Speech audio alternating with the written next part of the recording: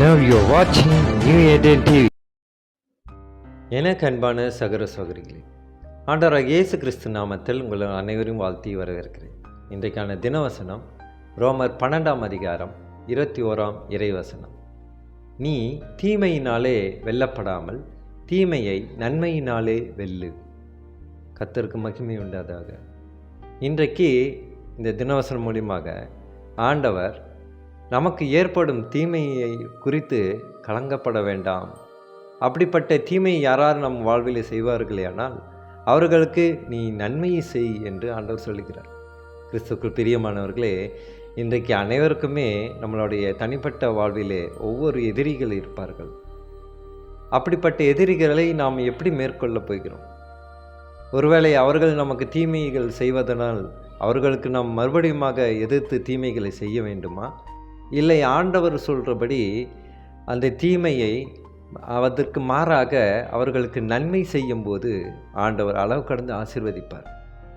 கிறிஸ்துவுக்கு பிரியமானவர்களே, ஏன் இங்கு ஆண்டவர் தீமையை நன்மையாய் அந்த காரியத்தை முடிக்க வேண்டும் என்று ஏன் சொல்லுகிறார்?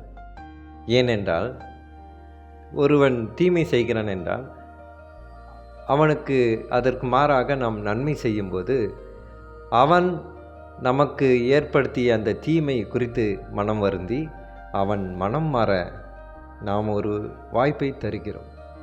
அதை தான் ஆண்டவர் சொல்லுகிறார். அன்று விபச்சார ஸ்திரீயை தண்டிக்க வேண்டும் என்று அநேக பேர் சொன்னபோது ஆண்டவர் என்ன சொன்னார்?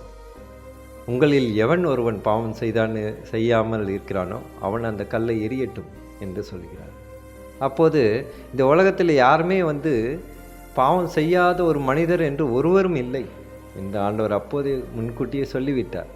அதனால தான் மற்றவர்களுடைய தீமைகளை நாம் நன்மைகளாக மாற்ற வேண்டும், மன்னிக்க வேண்டும், மன்னித்து அவர்களுக்கு உதவி செய்ய வேண்டும் என்று ஆண்டவர் சொல்லுகிறார். கிறிஸ்துவுக்குள் பிரியமானவர்களே, நம் உறவினர்கள் கூட நமக்கு தீமை செய்பவர்களாக இருக்கலாம். ஆனால் அவர்களுக்கு நாம் நன்மையே செய்வோம். ஆண்டவர் இதை தான் எதிர்பார்க்கிறார். நம் வாழ்விலே பெரிய பெரிய மாற்றத்தை உண்டு பண்ண வேண்டும் என்று ஆசைப்படுகிறார்.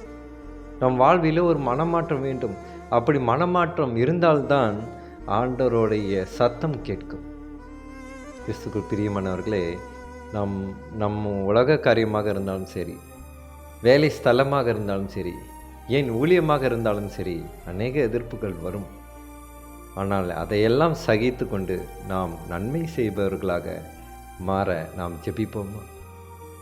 சோத்திர கர்த்தாவே, துதிக்கிறோம் எங்கள் அன்பு நேசரே. அப்பா, இந்த வசனத்து மூலியமாக நீ பேசுகிற தயவுக்காக நன்றி சொல்லுகிறேன் தகப்பனே. சோத்திர கர்த்தாவே, அப்பா, தீமைக்கு தீமை பதில் இல்லை, தீமைக்கு நன்மை தான் செய்ய வேண்டும் என்று உம்முடைய ஜீவநல வார்த்தைகள் எங்களுக்கு போதிக்கிறது ஆண்டவரே. நன்றி அப்பா. சோத்திர கர்த்தாவே, அப்பா, எங்கள் அன்பு சகோதர சகோதரிக்கு நான் ஜெபிக்கின்ற கர்த்தாவே, அவர்களுடைய வாழ்க்கையில் எந்த தீமைகள் யார் செய்திருந்தாலும் அவர்களுக்கு மாறாக அவர்களுக்கு நன்மை செய்யும் சகோதர சகோதரிகளாக மாற தேவ கிருபை செய்யும் ஆண்டவரே. அப்பா, இந்த உலகத்தோடைய மிகப்பெரிய பண்பு மன்னிக்கும் குணம். இந்த மன்னிக்கும் குணம் அனைவரும் பெற்றுக்கொள்ளதாக அவர்கள் மற்றவர்களிடத்தில் காண்பிப்பதற்கு நீர் நல்ல ஞானத்தை தந்தம் நான் ஜெபிக்கின்ற கர்த்தாவே. அப்பா, இந்த நாள் முழுவதும் எங்கள் அன்பு சகோதர சகோதரிகளோடு இருந்து அவர்கள் செய்யும் ஒவ்வொரு காரியத்திலும் நீ இருந்து வெற்றி பெற செய்யும். சோத்திரம் கர்த்தாவை துதிக்கிறோம். இயேசு மூலமாய் ஜெபிக்கின்றோம் நல்ல பிதாவே. ஆமீன், ஆமீன்.